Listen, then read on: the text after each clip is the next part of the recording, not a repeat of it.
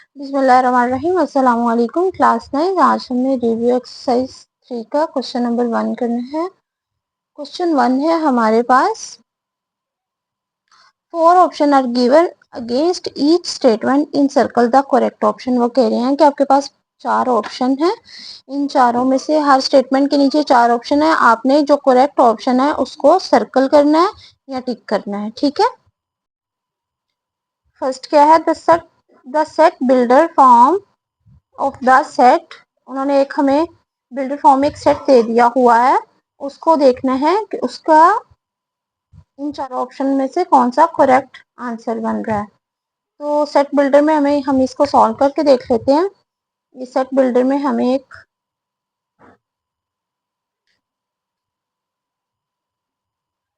Set दे दिया गया। Set है हमारे पास 1, 1/3, 1/5, 1/7। ठीक है, तो इसका आंसर बन रहा है बी। लेकिन कैसे बन रहा है ये आपको मैं सॉल्व करके बता देती हूँ। अब ये देखें, हमारे पास है 1, 2n + 1। ठीक है, देखें 1 होल नंबर स्टार्ट है ना, ये होल नंबर से है, तो होल नंबर स्टार्ट कहाँ से होते हैं, 0 से। 0, 1, 2, 3। ठीक है, तो हमने क्या करना है, 2 की जगह n की जगह हमने 0 पुट किया +1, तो हमारे पास है 1, 2, 0, 0 +1। अब नेक्स्ट क्या आ रहा है हमारे पास, 1/1। ठीक है, जिसके नीचे कुछ ना हो उसके नीचे 1 होता है। ठीक है, तो ये हमारा पहला आंसर बन गया। अब चलते हैं हम दूसरे की तरफ, 2n + 1। तो हम इसमें वैल्यू पुट करके देख लेते हैं। 2 इनकी जगह हम पुट करेंगे 1 प्लस, उसके बाद 1, 2 1 जा 2 + 1, तो हमारे पास आया 1/3। ठीक है, तो हमारे पास दूसरा भी बन गया। ठीक है, इसी तरह अब हम तीसरा निकाल के देख लेते हैं। 1, 2, तो हमारे पास 2 + 1 आ रहा है, 2 2 जा 4 + 1, तो हमारे पास आया 1/5। यानी कि हमारा थर्ड आंसर भी निकल रहा है।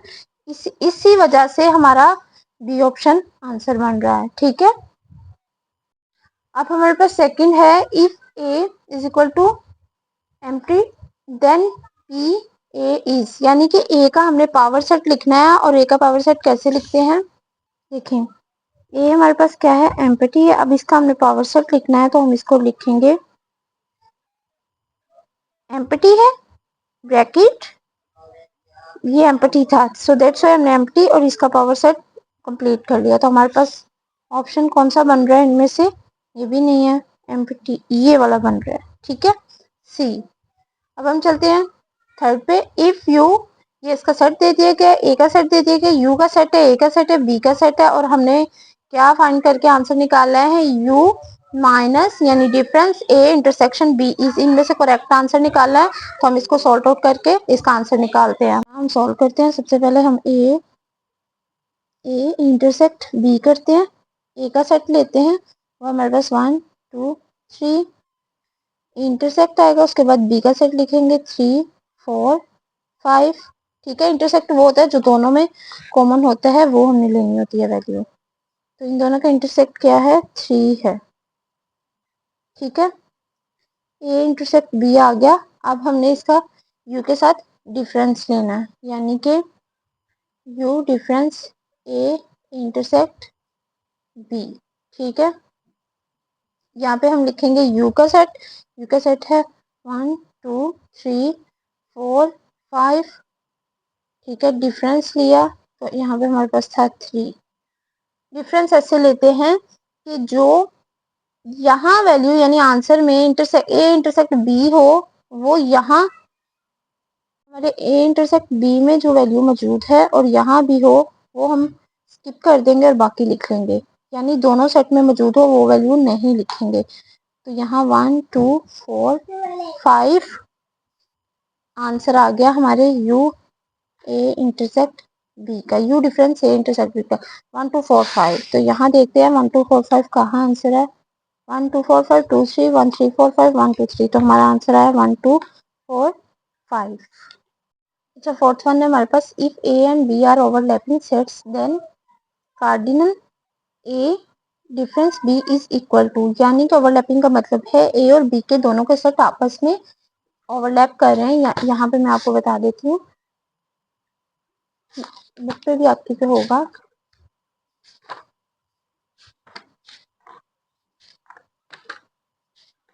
ओवरलैपिंग सेट यानी कि ए और बी के जो सेट्स हैं, एलिमेंट्स हैं, वो दोनों आपस में ओवरलैप कर रहे हैं। ठीक है,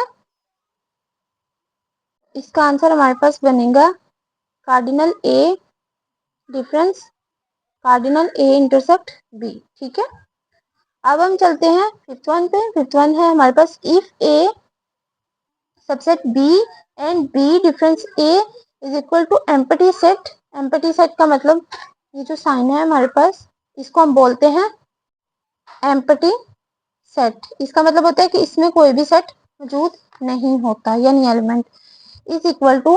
तो ये हम करेंगे, देखें इसकी डायग्राम ये बनी हुई, यानी कि जो ए है वो बी का सबसेट है।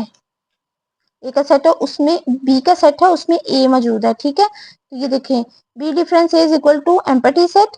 तो दूसरा क्या है, cardinal B minus A difference A is equal to N. ये कार्डिनल बी डिफरेंस ए किसके इक्वल आ रहा है, कार्डिनल बी डिफरेंस या माइनस कार्डिनल ए। तो हमारा ऑप्शन क्या बन रहा है यहाँ पे, ये वाला। ठीक है, ये किसके इक्वल आ रहा था, इसके। ठीक है, cardinal B minus cardinal A के। सिक्स वाला है हमारे पास, if cardinal A union B, उन्होंने हमें वैल्यू दे दी हुई ए यूनियन बी की। कार्डिनल ए की वैल्यू 30 है, बी की है 35, और फाइंड क्या हमने करना है, कार्डिनल ए इंटरसेक्ट बी। पहले हम इनकी वैल्यूज को लिख लेते हैं यहाँ पे। कार्डिनल ए यूनियन बी हमारे पास कितना है, 50 है। ठीक है, कार्डिनल ए हमारे पास कितना है, वो है 30, और कार्डिनल बी हमारे पास कितना है, वो है हमारे पास 35, और हमने फाइंड करना है कार्डिनल ए इंटरसेक्ट बी। तो हम इसका फॉर्मूला लिख लेते हैं, cardinal A union B is equal to cardinal A, ठीक है, प्लस कार्डिनल बी माइनस, ठीक है, वो हम लिखेंगे कार्डिनल ए इंटरसेक्ट बी। ठीक है, यहाँ पे हम इनकी वैल्यूज को पुट कर देते हैं। यहाँ हमने लिखना है 50 is equal 30 plus 35 minus cardinal A intersect B. ये हुआ 50 और ये हुआ 65 minus cardinal A intersect B. ठीक है, यहाँ 50 ये इधर प्लस का और इधर आके हो जाएगा माइनस का। तो यहाँ बच गया हमारे पास cardinal minus cardinal A intersect B. ठीक है, अब 50 में से 65 माइनस के तो हमारे पास बच गया -15, और यहाँ बच गया minus cardinal A intersect B. ठीक है, ये माइनस से कटिंग हो गया, ये इधर आ गया, हम इसको इस तरह लिख लेंगे कार्डिनल ए इंटरसेक्ट बी, और इसका आंसर आया हमारे पास 15। तो यहाँ देखते हैं 15 है कहीं, ये देखिए ये इसका आंसर आ गया। 7 1 है हमारे पास, इफ ए उसका सेट दे देगा, बी का सेट देगा, that question product of A and B contains exactly elements. इसको हम सॉर्ट आउट करते हैं और फिर इसका आंसर निकालते हैं। हमने इसका क्वेश्चन प्रोडक्ट निकालना है, तो हमारे पास है ए का सेट, वो है 1 2 3 4, 1 2 3 4। ठीक है, तो बी का हमारे पास क्या है, एक्स वाई जी, बी का है एक्स वाई जी। ठीक है, यहाँ पे देखें हमारे पास ए और बी के सेट हैं, तो हमने क्या करना है, पहले 1 को लेंगे, इन सबके साथ मल्टीप्लाई करेंगे, 1 एक्स, ठीक है, फिर 1 वाई, फिर 1 जी। वैसे इस तरह भी हो सकता है, इसके 4 एलिमेंट्स हैं और इसके 3 हैं, तो इन दोनों को आपस में मल्टीप्लाई किया तो आंसर आया हमारे पास 12। लेकिन मैं आपको सॉल्व करके भी बता देती हूँ। अब 2 को हम सबसे करेंगे 2x 2y 2z। ठीक है, अब आ गया 3x 3y 3z। ठीक है, अब हमारे पास आ गया 4x 4y 4z। काउंट कर लेते हैं 1 2 3 4 5 6 7 8 9 10 11 12। ठीक है, हमारा आंसर क्या आया 12। तो यहाँ पे हमारे पास बी ऑप्शन बन रहा है। ठीक है, ये देखिए इफ एफ एक्स इसका दे दिया गया है function x square minus 3x plus 2 then the value of f A plus 1 is equal to, इसको सॉल्व करने के बाद हमारे पास आंसर आ रहा है ए स्क्वायर माइनस ए। ठीक है, अब 9 वाला हमारे पास given that f x is equal to, ये फंक्शन है 3x plus 1, if f x हमारे पास 28 then the value of x is, हमने एक्स की वैल्यू फाइंड करनी है, वो यहाँ पे मैं आपको करके दिखा देती हूँ। एफ एक्स और यहाँ पे 3x plus 1 3x plus 1, F x की वैल्यू हमारे पास क्या है 28 और यहाँ 3x प्लस 1 आ गया 20। वेरिएबल और कांस्टेंट सेपरेट कर देंगे, 3x माइनस ये प्लस 1 जो इधर आके माइनस हो गया, यहाँ रह गया 3x, यहाँ रह गया 27 और यहाँ बच गया 3x। अब कांस्टेंट और वेरिएबल मजीद सेपरेट कर देंगे क्योंकि आपस में मल्टीप्लाई हो रहे हैं, तो x जो है 27, 3 इधर आके मल्टीप्लाई इधर मल्टीप्लाई होते इधर आके डिवाइड हो गया, इधर बच गया x, 3 9 जा 27, तो x का आंसर हमारे पास क्या आया 9। तो यहाँ पे ए बन रहा है आंसर। ठीक है,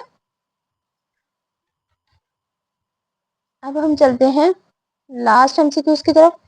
लेट ए का सेट है, बी का है, two non empty set and function A और B are function defined f. ये हमें एक फंक्शन दे दिया गया है 1a 2b 3b, then which of the following statement is true. वो कह रहे हैं कि अगर ये फंक्शन दे दिया गया तो इनमें से स्टेटमेंट में से कौन सा ट्रू होगा, ये कौन सा फंक्शन होगा, हमने ये बताना। तो इसको हम सॉल्व करके देख लेते हैं। यहाँ पे देखें, हमने एक फंक्शन लिया इधर और एक लिया इधर। ठीक है, ए बी। ठीक है, इनपुट में दे देंगे 1 2 3 और आउटपुट में ए बी। ठीक है, ए बी आएगा बस। अब देखें 1 आ गया, ए 1 के साथ मैच हो गया और जो 2 है वो भी बी के साथ और 3 भी बी के साथ। ऐसा फंक्शन जो जिसके इनपुट 2 हो और आउटपुट रिजल्ट जो एक ही निकल रहा हो, तो वो कौन सा सेट होता है, वो होता है, वो कौन सा फंक्शन होता है, वो सर्जेक्टिव फंक्शन होता है। ठीक है, होप सो आप लोगों को समझ आ गई होगी। तमाम एमसीक्यूज को मैंने सॉल्व आउट करके आंसर्स निकाल दिए हैं। Thank you so much. Allah Hafiz.